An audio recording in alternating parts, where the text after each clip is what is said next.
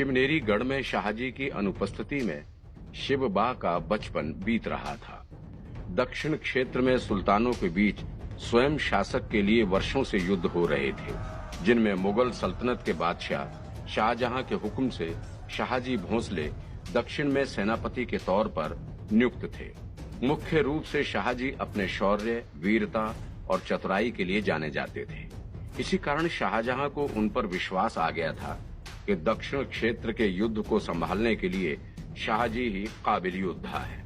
लेकिन शाहजी के इन्हीं गुणों का कारण शिवबा का बचपन अपने पिता से वंचित हो गया था। जीजाबाई शिवबा का पालन पोषण कर रहे थे। वे उन्हें श्रेष्ठ संस्कार और शिक्षा देने में दिन रात व्यस्त हो गए।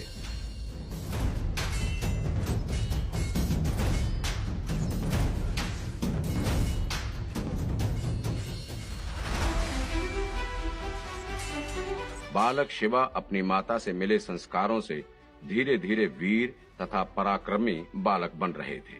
वे नित्य प्रति प्रातःकाल के समय अपनी माता जीजाबाई के निकट बैठकर रामायण के पाठ सुनते थे।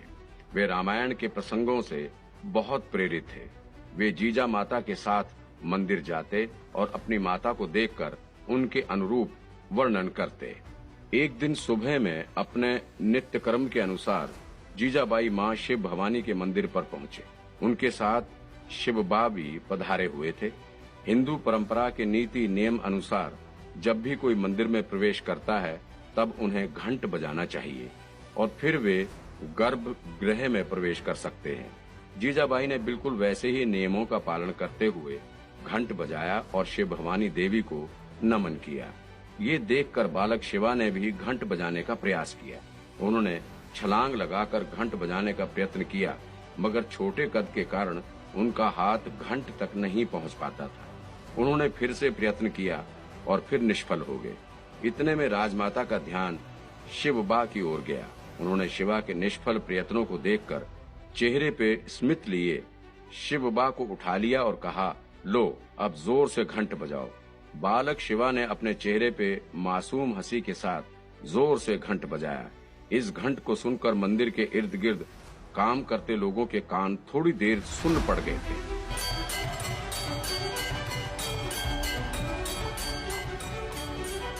ये देखकर पंडित जी खुश हो गए। उन्होंने हंसते हुए कहा, आइए राजमाता, क्या बात है, आज शिवबा भी मंदिर में पधारे हैं। जीजाबाई ने हंसते हुए कहा, जी हाँ पंडित जी, हम अपने पुत्र के साथ देवी शिव भवानी की पूजा करना चाहते हैं। पंडित जी ने खुशी से कहा, अवश्य माता। जब जीजाबाई और शिवबा ने मंदिर के गर्भगृह में प्रवेश करके देवी की पूजा की तैयारी करने लगे, तब पंडित जी बाहर खड़े खड़े सब देख रहे थे।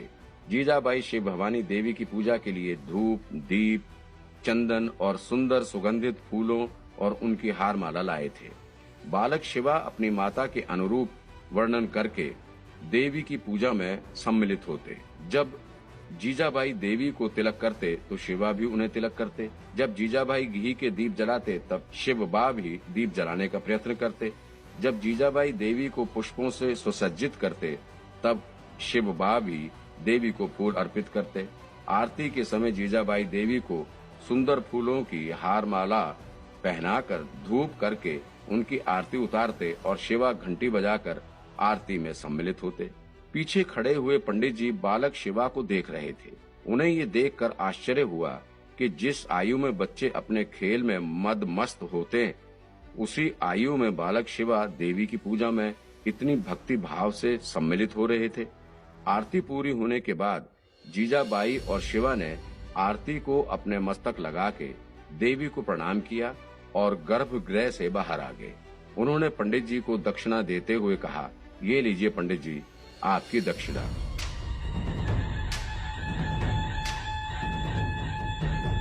दक्षिणा लेकर पंडित जी ने जीजाबाई से कहा, राजमाता, आपकी आज्ञा हो तो एक बात कहना चाहता हूँ। राजमाता ने हंसते हुए कहा, जी अवश्य कहिए, कहीं दक्षिणा तो कम नहीं पड़ी। पंडित जी ने कहा, नहीं राजमाता, आपकी दी हुई दक्षिणा कभी कम नहीं हुई। ये बात है कि इतने वर्षों से इस मंदिर में बहुत बच्चे आए हैं, लेकिन आज तक मैंने कभी किसी बालक को इतनी कम आयु में देवी के प्रति इतना भक्ति भाव रखते हुए उनकी आरती में सम्मिलित होते हुए कभी नहीं देखा। ऐसा लग रहा था मानो बेटा खुद अपनी माँ की पूजा कर रहा हो। जीजाबाई ने शिवबा के सिर पर हाथ रखकर कहा, ऐसा लगना स्वाभाविक है पंडित जी। आखिर माँ भवानी के भेंट स्वरूप ही मुझे शिवबा मिला। अच्छा पंडित जी, हम चलते हैं। जय भवानी। इतना कहकर राजमाता शिवबा को लेकर अपने महल की ओर प्रस्थान करने लगे। जीजाबाई बालक शिवा को रामायण और महाभारत जैसे धार्मिक ग्रंथ सुनाते थे। धार्मिक ग्रंथों का वाचन और मनन के माध्यम से जीजाबाई शिवबा में शौर्य, निडरता, बहादुरी, चतुराई और बलिदान जैसे संस्कारों का सिंचन कर रहे थे। भारत की असल संस्कृति का ज्ञान इन धार्मिक ग्रंथों से भी प्राप्त किया जा सकता है। जब जीजाबाई अपने पुत्र को कोई धार्मिक ग्रंथ सुनाने बैठते, तब शिवबा उन्हें सुनने से ओतप्रोत हो जाते। बालक शिवा का यूं ग्रंथों का मनन करना, जीजाऊ की बातों को ध्यानपूर्वक सुनना, माता के हाथों से लेकर धर्म ग्रंथ का पृष्ठ पलटना और फिर से ग्रंथों के पाठ सुनने में मग्न हो जाना, ये दृश्य देखकर जीजा माता गौरवान्वित हो जाते थे। एक रात की बात है, जब जीजाऊ बालक शिक्षा को रामायण के पाठ सुना रही थी, तब श्री राम के संबंध में शिवा ने विभिन्न प्रश्न पूछना शुरू कर दिया। बालक शिवा ने प्रश्न पूछा, माँ सही सही बताओ कि श्री राम कौन थे? माँ ने विनम्र से उत्तर दिया, श्री राम राजा दशरथ के पुत्र थे। तो क्या राम बचपन से ही वीर थे? बालक शिवा ने अपनी गोलमोल आंखों को विस्मय से फैलाते हुए पूछा। माता ने हंसकर कहा, हाँ बेटा, वो बचपन से ही वीर थे। उन्होंने अपने बचपन में ऐसा कौन सा कार्य किया था कि आप उनकी वीरता की इतनी प्रशंसा करते हो? व्याकुल होकर शिवा ने पूछा। जीजा माता ने समझाते हुए कहा, सुनो मेरे लाल, जब जय श्री राम की आयु तुम्हारी जितनी थी, तब इतनी छोटी अवस्था में ही उन्हें विश्वामित्र मुनि जंगल में बुलाकर ले आए थे। अभी जीजाबाई अपनी बात पूरी भी नहीं कर पाए थे कि बीच में से बालक शिवा ने उनसे प्रश्न पूछ लिया। तो जंगल में आकर उन्होंने क्या किया?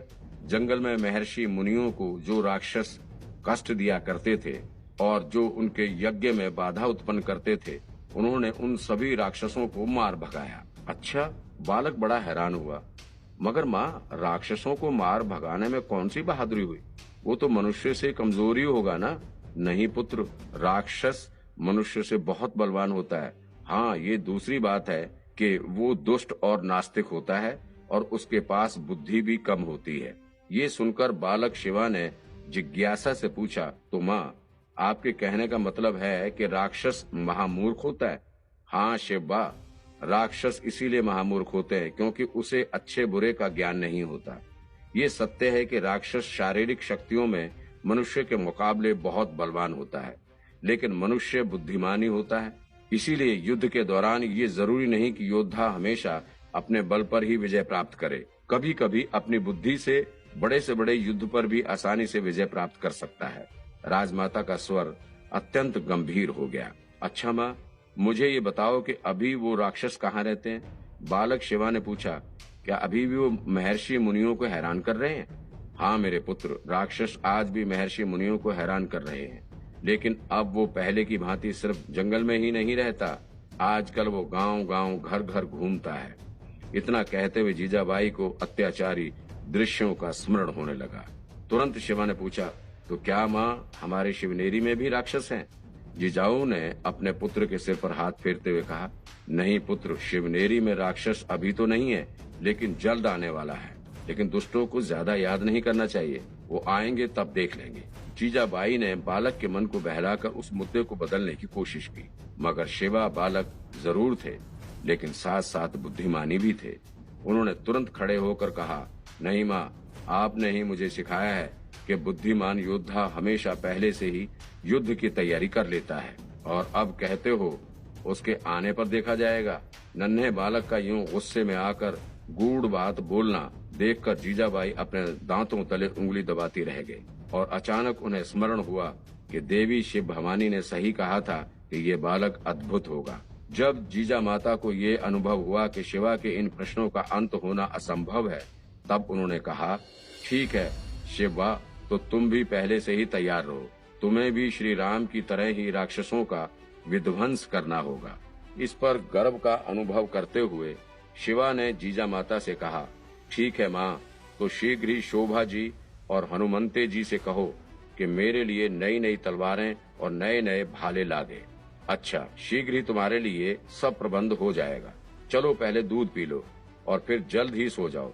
जीजाबाई ने अपने पुत्र को वारी हो जाने वाली नजरों से देखते हुए चूम लिया। बालक शिवा ने दूध पिया और सोने के लिए अपने शाही बिस्तर पर लेट गए, लेकिन राक्षसों वाली बातें उनके मन को डटोर रही थी। इतने में जीजाबाई उनके पास आए और कहने लगे, शिवा, अपने मन को शांत करो और सो जाओ। तब अपने चेहरे पे मासूम सी मुस्कान लिए शिवबा ने कहा, माँ, मुझे अभी भी नींद नहीं आ रही। जीजाबाई ने भविष्य का अंदाजा लगाते हुए कहा, शिवबा, आज जितना सोना है उतना सो जाओ, क्योंकि कल हिंदुस्तान पर स्वराज स्थापित करने हेतु तुम्हें शायद दिन रात युद्ध लड़ना पड़े।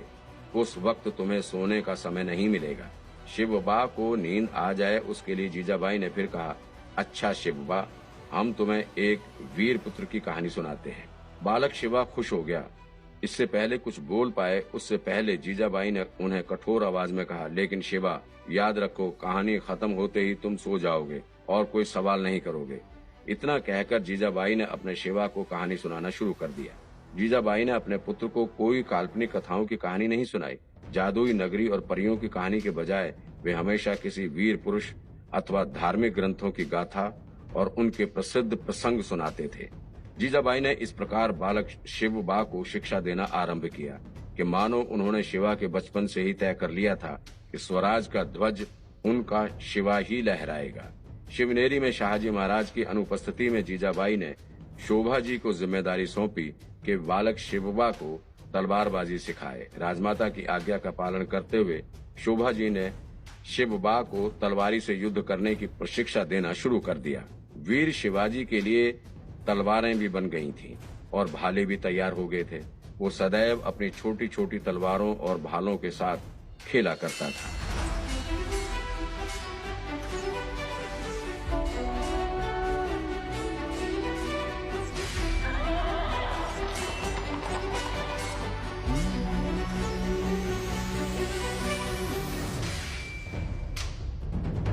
यूं कि शोभा जी उन्हें तलवार चलाना सिखाया करते थे, अतः शोभा जी पर ही उन्होंने एक दिन वार कर दिया और बोले, बड़े वीर बनते हो, जरा मेरे भाले की चोट को रोक कर दिखाओ। शोभा जी वीर भी थे और युवा भी।